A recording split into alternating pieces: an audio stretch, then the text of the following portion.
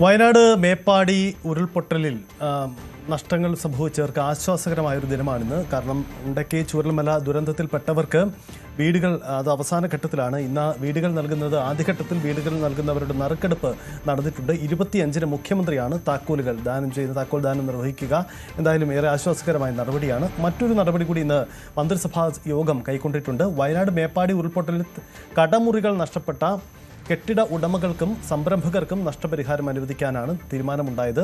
ദുരന്തത്തിൽ പൂർണ്ണമായി നഷ്ടം സംഭവിച്ച കടകൾക്ക് കടകളുടെ തരമോ ഘടനയോ പരിഗണിക്കാതെ ഒരു കടയ്ക്ക് 7 ലക്ഷം രൂപ നഷ്ടപരിഹാരം നൽകും. കടയുടമയ്ക്ക് ഒന്നിൽ കൂടുതൽ കടമുറികൾ നഷ്ടമായിട്ടുണ്ടെങ്കിൽ അധികമുള്ള ഓരോ കടമുറിക്കും 2.5 ലക്ഷം രൂപ വീതം നഷ്ടപരിഹാരം അനുവദിക്കും. സംരംഭങ്ങൾ പുനരാരംഭിക്കുന്നതിനായി ഓരോ സംരംഭത്തിനും അവർക്കുണ്ടായ നഷ്ടത്തിൽ 50% അല്ലെങ്കിൽ ഇതിന് ആനുപാതികമായ തുകയോ അനുവദിക്കാനും തീരുമാനമായിട്ടുണ്ട്. ഒപ്പം സർക്കാർ ജീവനക്കാർക്കും പ്രധാനപ്പെട്ട ഒരു തീരുമാനം പ്രഖ്യാപിക്കപ്പെട്ടിരുന്നു.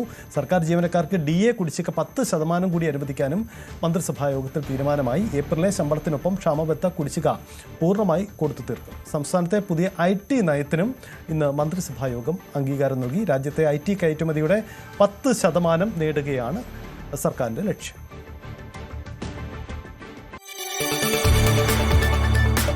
കൂടുതൽ വാർത്തകൾക്ക് News 18 Keralam YouTube channel subscribe ചെയ്യുക.